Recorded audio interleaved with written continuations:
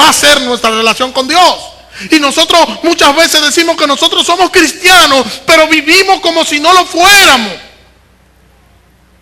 Y muchas veces existe una discrepancia entre lo que yo digo y lo que yo hago. En cuanto a lo que yo digo, bueno, yo soy cristiano y yo digo con mis labios que yo soy cristiano, pero mis hechos, pero mi accionar, pero mi vida dice todo lo contrario. Vivimos preocupados por el mundo. Vivimos muchas veces un estilo de vida a la luz del mundo y a la luz de las necesidades que el mundo nos ha creado, y hemos olvidado, y la iglesia de hoy ha olvidado, que este no es el fin, que este no es el propósito de Dios, que nosotros nos enfoquemos única y exclusivamente en este mundo y lo que este mundo nos ofrece, sino que nosotros podamos entender que hay vida más allá y que Cristo viene y que nosotros esperamos ansiosamente esa venida. Y decimos que somos cristianos, pero queremos correr como corren los inconversos. Queremos hablar como ellos, queremos ser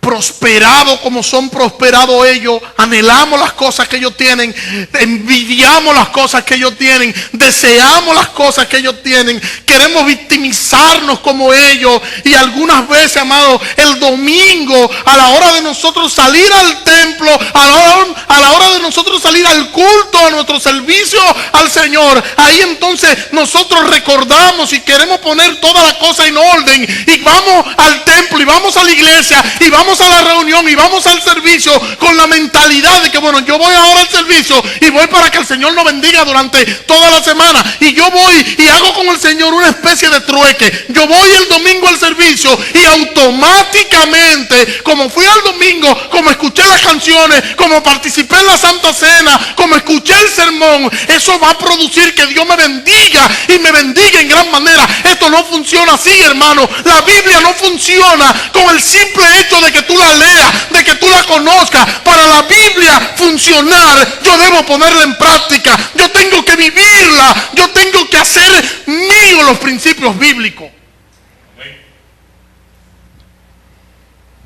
Amén. Algunas veces venimos a la iglesia como para pagarle al Señor, y otras veces no venimos a pagarle, pero venimos a hacer un intercambio. Voy a la iglesia y eso es suficiente. Escucho el sermón y eso es suficiente. Y no, eso no es suficiente. Tenemos que vivir la palabra de Dios. No es suficiente que yo le diga a usted que conozca la Biblia. No es suficiente que usted coja 20 capítulos diarios de la Biblia y lo lea. Eso no es suficiente. Hay que vivir y hay que aplicarse los principios bíblicos. Tú tienes que vivir conforme a la Biblia. No, el Señor no dice, lee la Biblia y vivirá. No, esa no es la idea. La idea es que tú pongas en práctica los principios que ella te enseñan y vivirás. No, una visita, dijo a mí. No, el hermano Enil. Si a nosotros nos preguntaran que si nosotros creemos que nosotros vamos a vivir después de la muerte, la pregunta clásica que nosotros le hacemos a los inconversos cuando estamos en la calle: si Cristo viene hoy, ahora, entonces, ¿para dónde tú vas? ¿Tú vas para el cielo? ¿Para dónde tú vas? Y nosotros, yo creo que todos pudiéramos, o algunos dirían que sí, que van para el cielo. Y estamos seguros de eso, por lo menos en responder de que nosotros estamos seguros que nosotros vamos para el cielo, y eso está bien. Pero tu vida, tu día a día,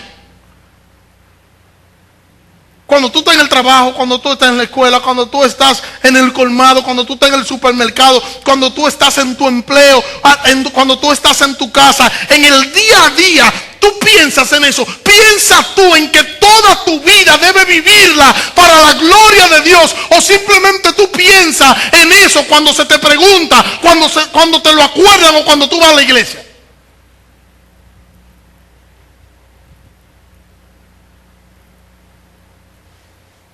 La idea es esa, que pensemos y que podamos reflexionar en cuanto a esto. Yo no puedo leer la Biblia sin llegar a algunas conclusiones. Y cuando yo leo la Biblia me doy cuenta que la misma Biblia nos enseña que el pueblo cristiano, que el pueblo de Dios es diferente a todos los demás, porque el pueblo de Dios, donde quiera que el pueblo de Dios está consciente de que tiene un destino eterno y que está solamente como pasajero por la vida, que va solamente como pasajero, y que en ese como pasajero tiene que glorificar a su Dios y tiene que procurar dejar las marcas del evangelio, porque nosotros hemos sido llamados a eso, a glorificar y a que los demás vean a Cristo en mí, y que nosotros podamos entender que nosotros somos carta leída, y en esa carta leída el que me lee a mí tiene que leer a Cristo, tiene que ver a Cristo, tiene que observar a Cristo glorificado en mi vida, en mi accionar, en mi comportarse, en mi forma de hablar, en mi forma de vestir, en mi forma de yo tratar a los demás. Cristo debe ser el centro y Cristo debe ser a quien yo reflejo. Pero es como nosotros lo hacemos. ¿Qué sucede en la iglesia de hoy? La iglesia de hoy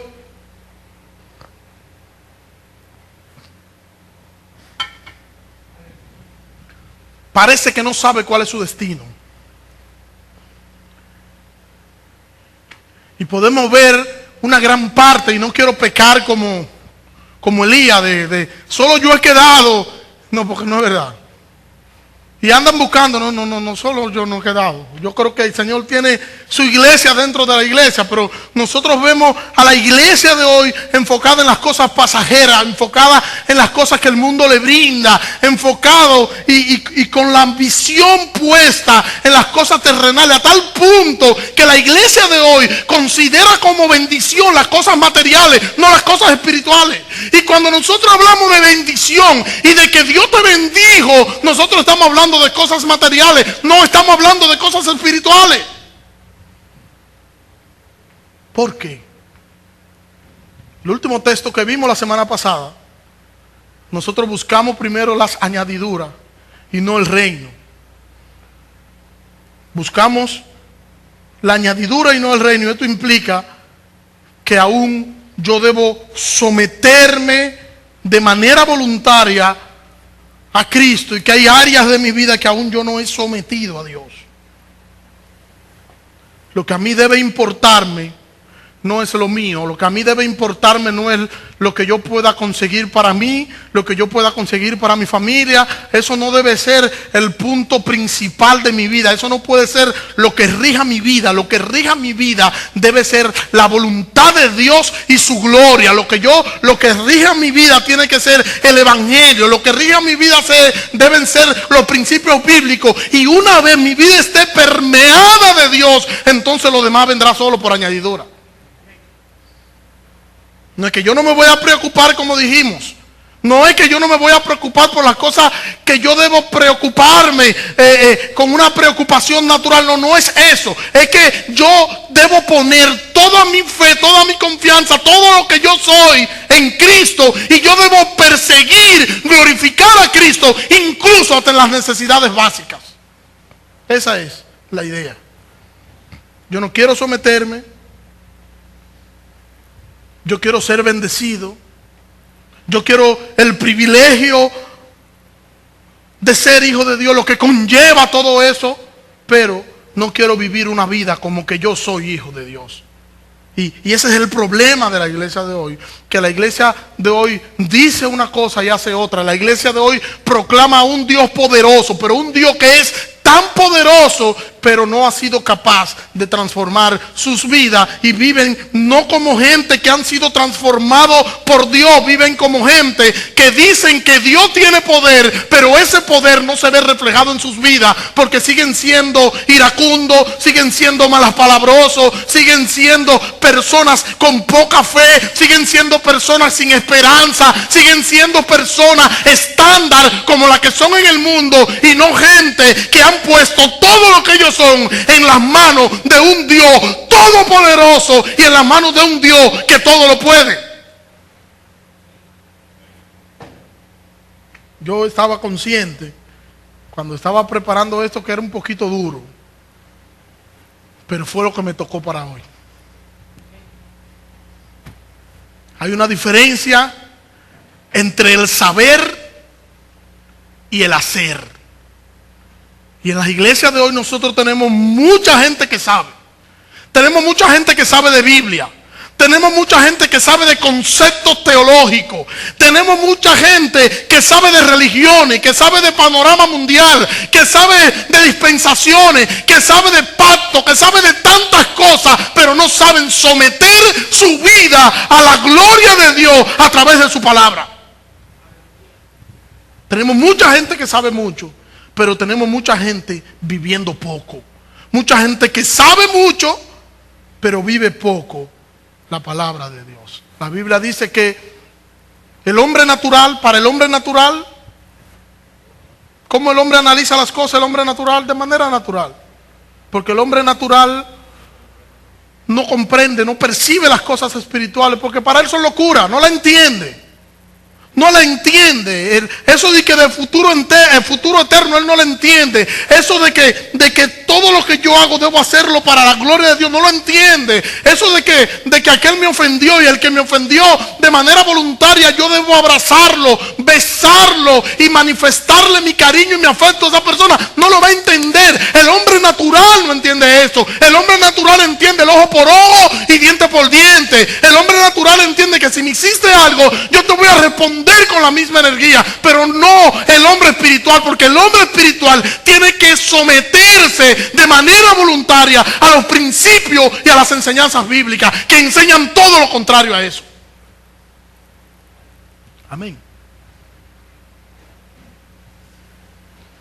Nosotros debemos vivir para el Señor y debemos dejar que el Señor sea quien controle toda nuestra vida. El cristiano debe andar por la vida consciente de eso.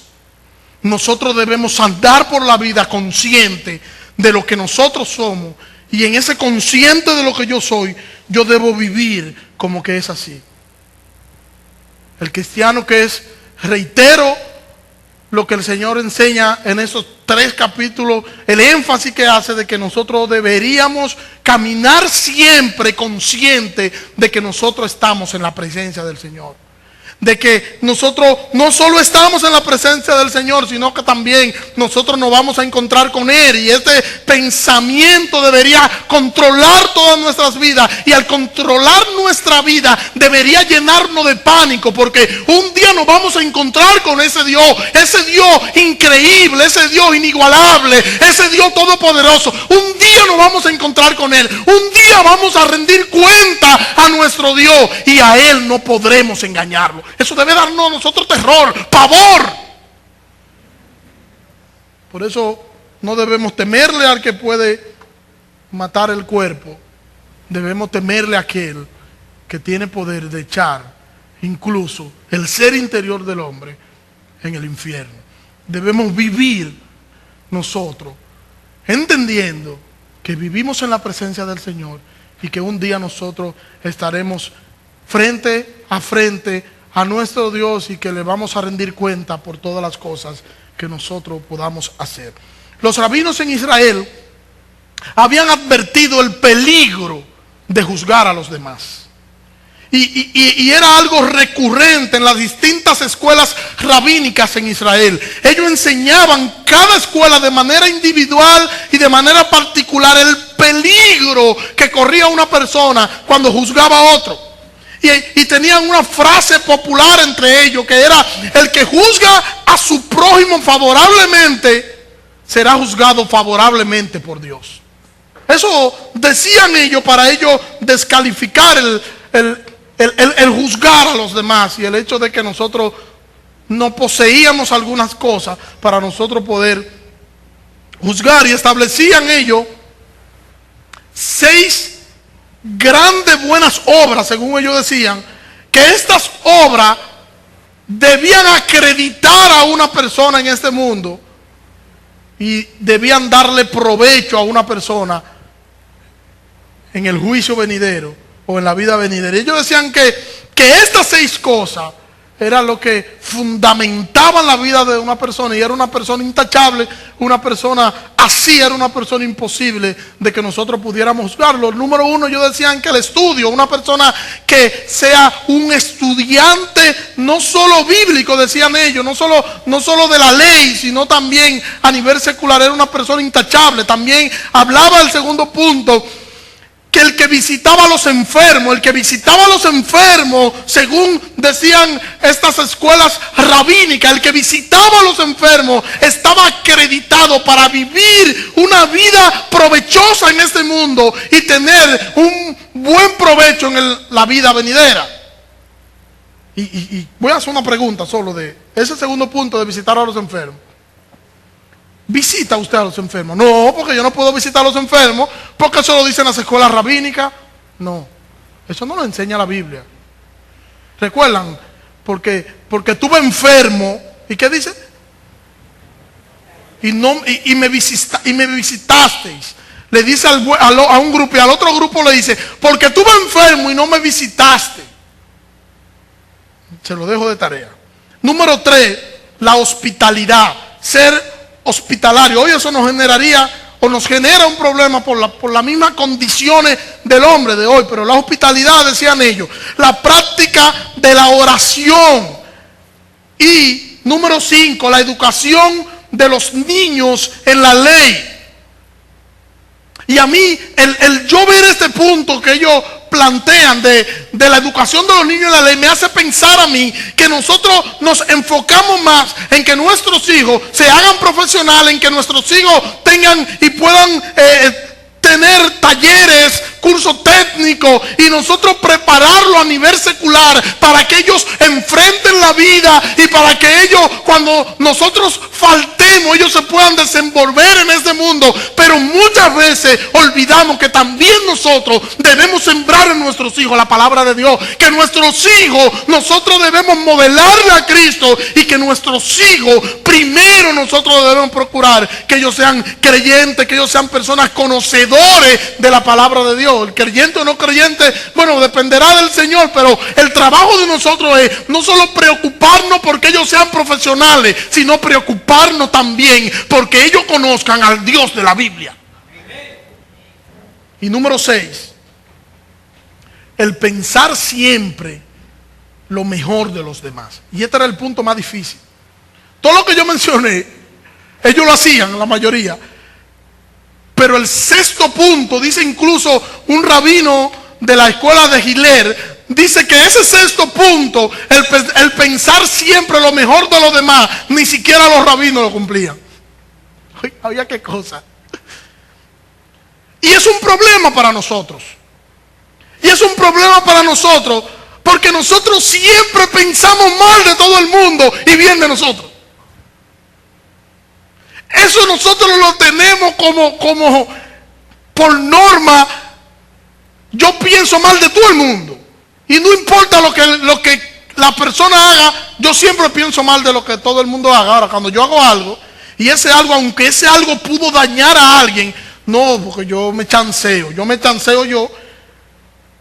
y yo tengo misericordia de mí, yo tengo piedad de mí, y quiero que todos tengan piedad de mí cuando se trata de mí. Pero cuando se trata de otro, vamos a aplicarle todo el peso de la ley. No somos así.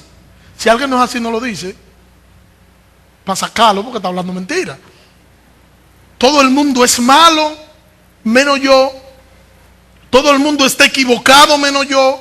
La única opinión que importa es la mía. Si yo hago una sugerencia y esa sugerencia que yo hago no la hacen así como yo diga, entonces yo me enojo porque yo siempre tengo la razón, y no nos damos cuenta que las sugerencias son sugerencias, no mandatos.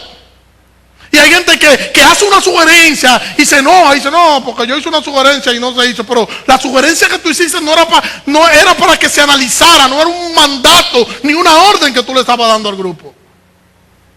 Los judíos sabían de la benevolencia en el juicio, y los judíos siempre trataban de ser benevolentes en el juicio, aunque sea por lo menos en el papel y no en la práctica. Nosotros debemos siempre recordar que en todo momento nosotros estamos en un proceso de juicio. Y tenemos que analizar siempre que todos nosotros estamos siempre en un proceso de juicio. Porque nosotros, sin querer, y muchas veces sin tomarlo en cuenta, y muchas veces pasándolo por alto, nosotros estamos siendo preparados para un juicio final. Y nuestra vida, y nuestro día a día, y el relacionarme con ustedes, y el hacer las cosas que yo hago cada día, eso es un prepararme para un juicio final. Y yo voy a estar en un juicio, y yo voy a estar en un tribunal, y yo voy a rendir cuenta de todas las cosas que yo hago. Y como yo voy a estar ahí, como yo voy a rendir cuenta, pero a veces yo ando por la vida sin tomar en cuenta eso. A veces yo hago cosas sin tomar en cuenta que le voy a rendir cuenta a Dios de lo que yo hago. Mire, si nosotros tomáramos en cuenta que le vamos a rendir cuenta a Dios por todas las cosas que nosotros hacemos, si nosotros tuviéramos eso en mente a la hora en punto de nosotros actuar, nuestro accionar y nuestro actuar fuera totalmente diferente. ¿O no es así? Pero lo que sucede es que nosotros andamos por la vida como si nosotros estaremos eternamente aquí y se nos olvida que nosotros estamos de paso. Se nos olvida que vamos a rendir cuenta y que nosotros debemos tener cuidado porque daremos cuenta de todas las cosas que nosotros hagamos, sean buenas o sean malas. Y por tal razón entonces yo debo ser cuidadoso. Y debo ser cuidadoso hasta con el trato de mis hermanos. Porque con el trato incluso de mis hermanos y la forma injusta en la que yo juzgue, hasta por eso yo voy a rendir cuenta. Entonces yo debo ser cuidadoso en todo esto. Y cuando nosotros analizamos este sermón del monte en sentido general, quedamos todos mal parados. El sermón del monte nos deja a nosotros sin nada, nos deja al desnudo. Porque nos recuerda, siempre nos recuerda el sermón del monte, que nosotros solo nunca podremos hacer absolutamente nada desde una posición solitaria donde yo pueda exhibirme y hacer. Yo nunca podré hacer absolutamente nada. El sermón del monte nos recuerda que es imposible vivir una vida cristiana sin ser cristiano. Es imposible vivir una vida cristiana sin ser cristiano. Que para yo poder vivir una vida cristiana tiene el Espíritu Santo que guiarme y hacerme cumplir sus propósitos, porque de lo contrario yo con mi propia fuerza y mi propia voluntad no podré. Y quiero citar para ir cerrando, porque no tengo 3 minutos, a Martin Lloyd-Jones hablando sobre esto que yo acabo de decir, sobre las implicaciones del sermón del monte. Dice Martin Lloyd-Jones, cito: no hay nada que nos condene tanto como el sermón del monte. No hay nada tan completamente imposible, tan aterrador, tan lleno de doctrina. De hecho, no vacilo en decir que, si no fuera porque conozco la doctrina de la justificación por fe sola, nunca miraría este sermón del monte, porque es un sermón frente al cual todos nos hallamos por completo desnudos y totalmente sin esperanza. Lejos de ser algo práctico que podemos cumplir, es más imposible todas sus enseñanzas. Si quedamos a merced de nuestras fuerzas, sería totalmente imposible poder yo cumplir las enseñanzas de este sermón del monte. Este gran sermón está lleno de doctrina y conduce a doctrina. Es una especie de prólogo a toda la doctrina del Nuevo Testamento. Fin de la cita. Es imposible vivir el sermón del monte si Dios no nos ayuda a vivir el sermón del monte. Es imposible ser cristiano si Cristo no es el Señor de ese cristiano. Tratando de decírselo de una manera diferente. Yo no puedo ser cristiano sin Cristo. Para yo ser cristiano, Tengo que vivir conforme a la voluntad de Cristo. Y vivir conforme a la voluntad de Cristo no me sale automático. El Espíritu Santo me convence de juicio, me convence de pecado. Y el Espíritu Santo es que me guía a hacer su voluntad. A medida que yo voy conociendo la palabra de Dios, a medida que yo voy escudriñando y sumergiéndome en la palabra, en lo que es la palabra. Y hay cosas que de manera voluntaria, que son mi responsabilidad, que es mi compromiso, que es lo que es la responsabilidad humana, que yo debo hacerla para la gloria de Dios, y que muchas veces yo no la hago y me justifico con el hecho de que no, porque es que el Espíritu Santo, y seguro que Él no lo ha puesto en mí. Y hay un hilo aquí muy estrecho, que voy a hablar de eso luego más adelante en este sermón. Nuestro Señor inicia su consideración de esta gran cuestión sobre juzgar, para que nosotros podamos entender que cuando nosotros nos detenemos a juzgar a alguien,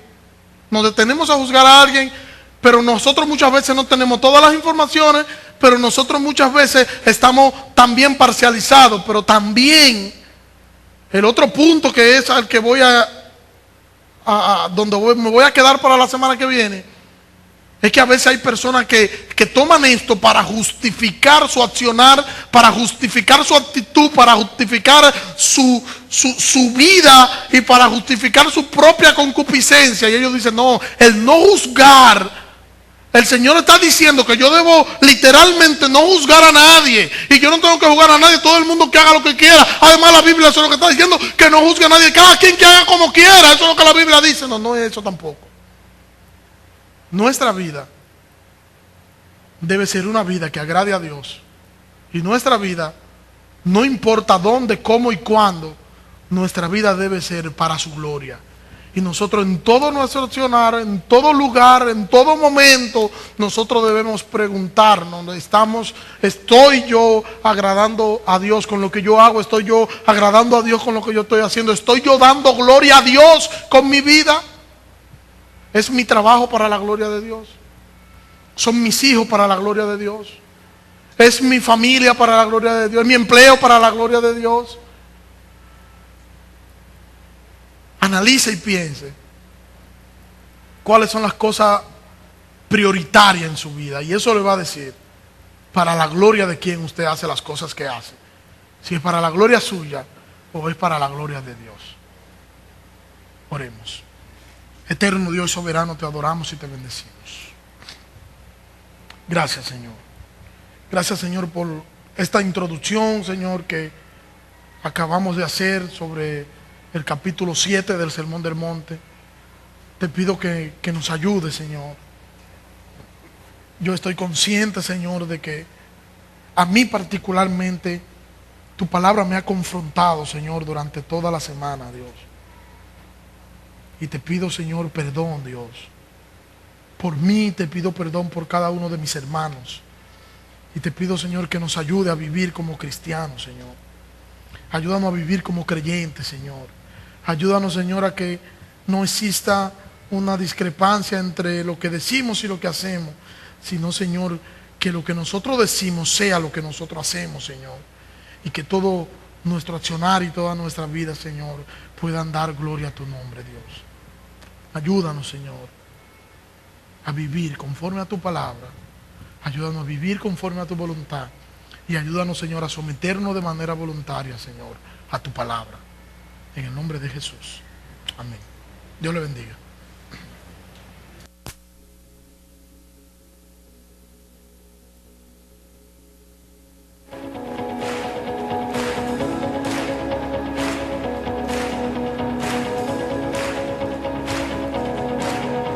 Castillo fuerte es nuestro Dios, escudo siempre fiel, y en la cruel